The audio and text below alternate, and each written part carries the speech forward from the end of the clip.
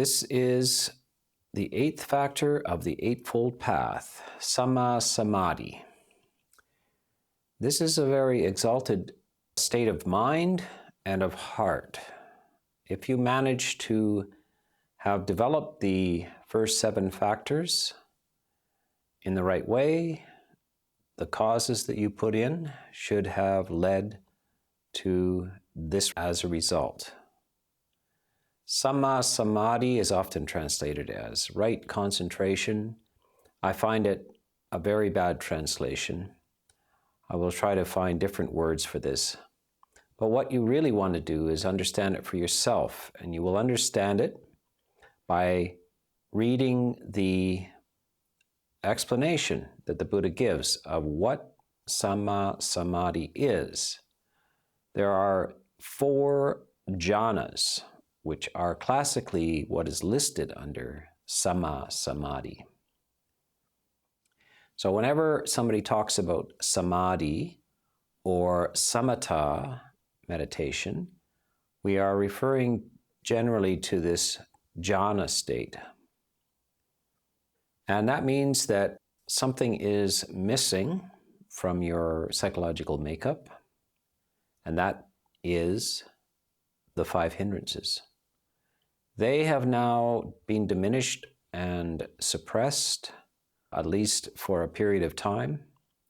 These hindrances, these psychic irritants, have declined, disappeared, and 5 things which are powers of the mind have arisen. And this is where we might get the idea of concentration. The first 2 factors of the first jhana are called vitakka and vichara. These are what we would call clarity, lucidity on a specific topic. And then we have the emotional and bodily feeling. The emotion is joy. The Pali word for this is piti, and the bodily sensation is sukha, and that is pleasure in the body. The body is pleasurable, the feeling in the body is pleasurable. And the last factor is ekaggata, which means one. The mind is unified. All of its attention is on the topic. There's another expression the Buddha uses, and that is miccha samadhi. So the factor of the Eightfold Path is samma samadhi.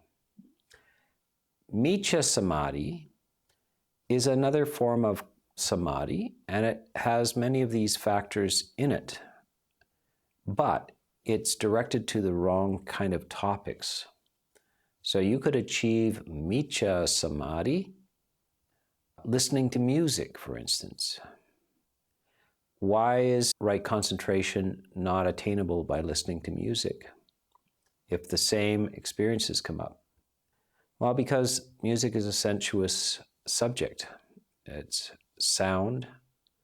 It's possible also by sight to get samadhi, but it's based on sensual desire and the fulfillment of the sensual desire, the enjoyment of the senses. And what samadhi is removed from the senses. The mind has withdrawn from sights and sounds, smells, taste, touches, and is now left with, in the first jhana, it is possible to cultivate ideas, but not long conversational type ideas.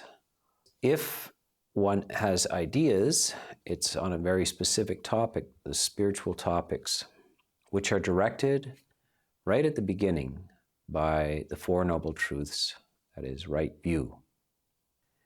And everything proceeds from right view. So what is the purpose of samma samadhi, the right concentration?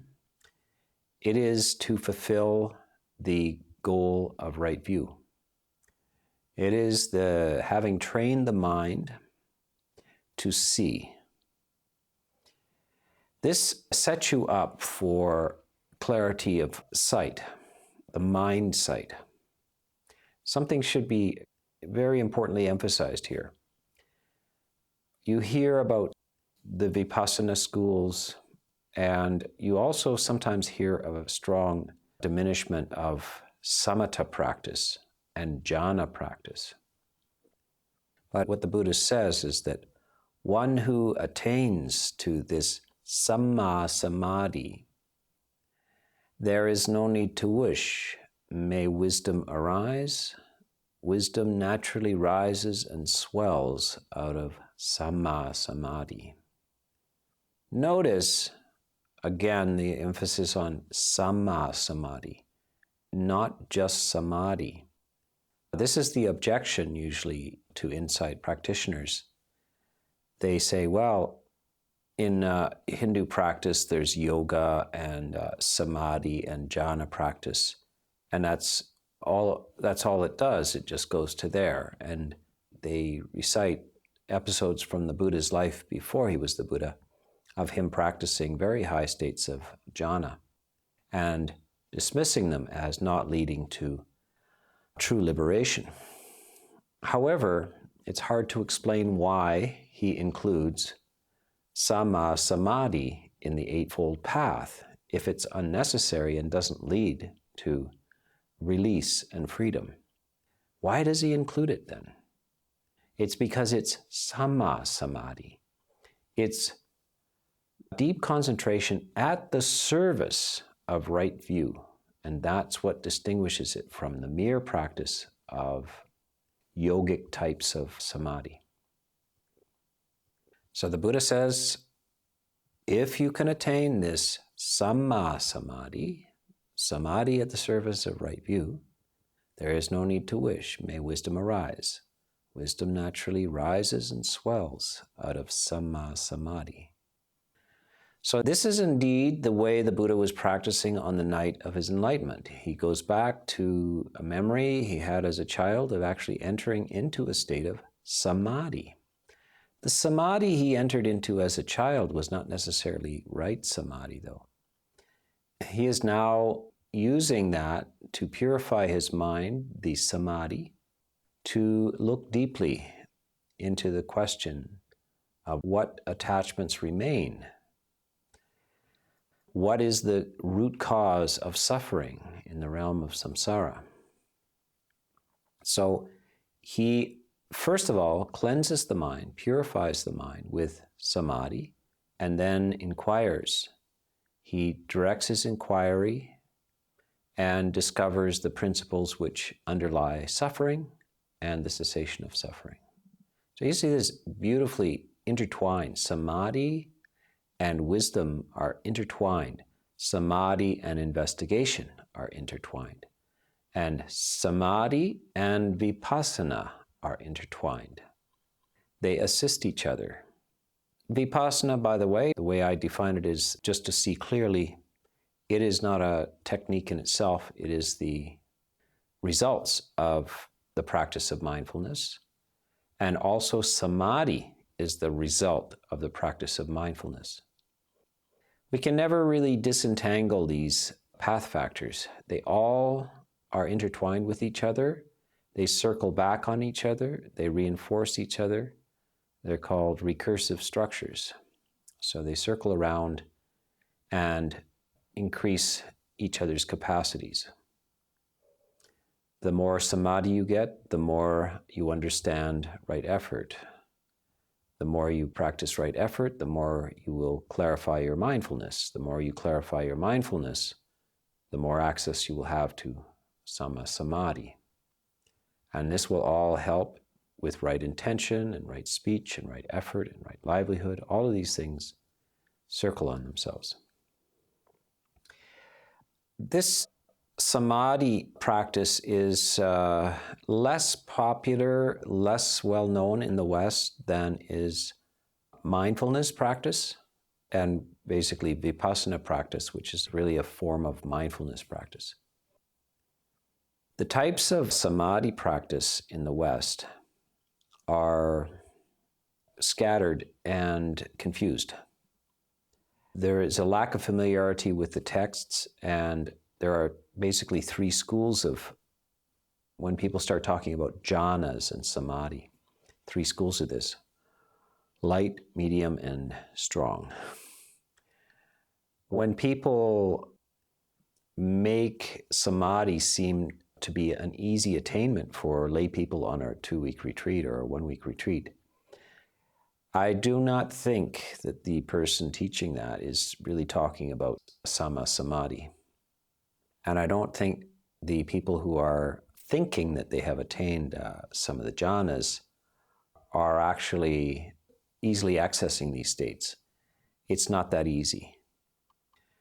You have, on the other hand, schools of thought that say that it is virtually impossible to attain the jhanas at this time. So I'm advocating a middle way between these two. It is possible, but don't underestimate what is meant by sama samadhi. These are not normal, they're supernormal. The ordinary person does not experience them. And the people who may think they're experiencing them because the teacher may be encouraging or suggesting that it's easy and to go ahead, they have perhaps very little sense of whether they're actually doing this. It's a bit like a person who sings around the house and somebody says, "Oh, you're very musical." But when you go and sing for your, professional coach or something, you realize your estimate of your capacity is not in accord with reality. That is a much higher standard. It's a much higher thing. Now, this shouldn't be bad news for somebody who thinks they might have attained some samadhi. This should be good news, that it's better than you think. That's all that I'm saying. These are supernormal states. It's better than you think. Ordinary people don't just sit down and do this. The factors of this are clearly explained by the Buddha, and certain types of topics are suitable for this more than others. And certain topics, you can attain deeper and deeper states of samadhi. And it's by practicing that you attain them for a longer period of time. And then you also need to be able to use the resultants of them. Some kind of realizations can arise during the period of samadhi, when the mind is in samadhi. Mostly, the texts seem to say that it's the after result, having purified the mind of its distractions and having lucidity after rising from samadhi, that the mind is directed to reflection. It is now in a state of serene reflection on Dhamma objects, or the three characteristics of impermanence, insubstantiality, and unsatisfactoriness, anicca, dukkha, anatta. The mind is now serenely directed to this and how it arises within the human existence, within the mind, within the body. And it's because the mind is now in a special state of clarity that insight can arise.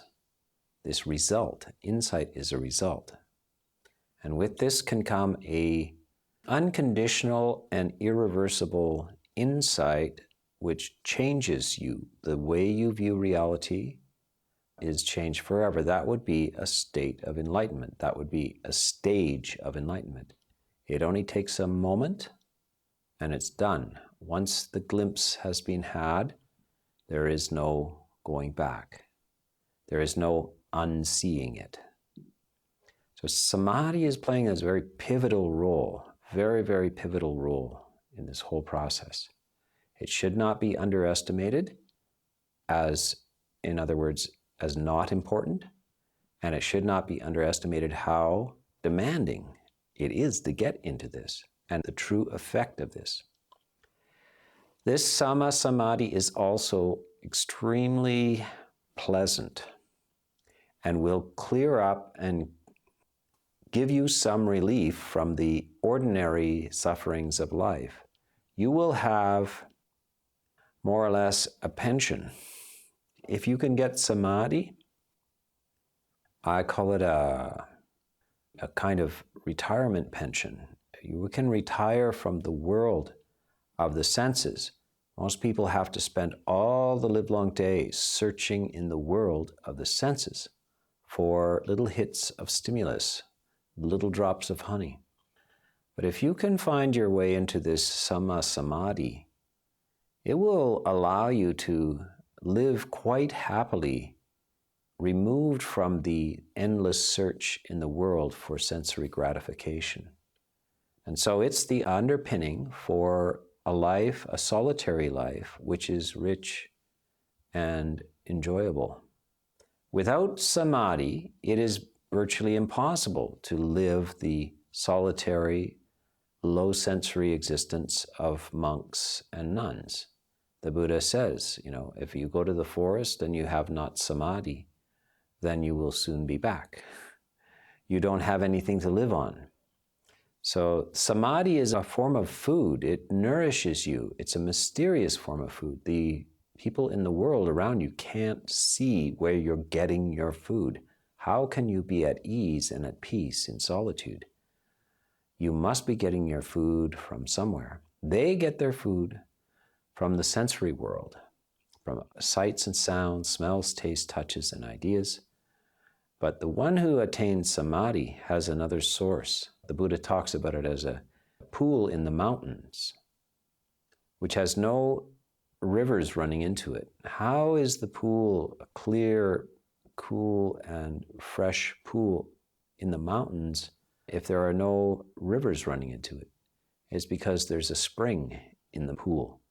And bubbling up out of the earth is this cool, fresh water circulating in this pond. So that's his metaphor for samadhi. From within comes the cool, clear, refreshing experience. It is not coming from outside, not coming from rivers of sensory experience flooding in. It comes from within you.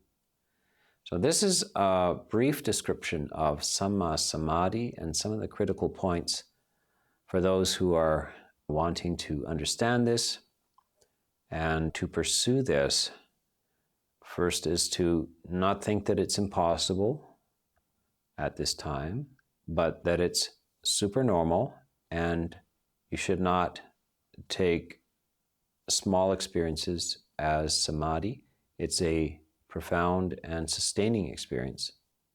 If you've had a glimpse occasionally of it, a glimpse is not enough. One should then continue to cultivate it until one can sustain it. Only when it's sustained and deepened does it serve its purpose for allowing the mind to awaken to liberation and freedom.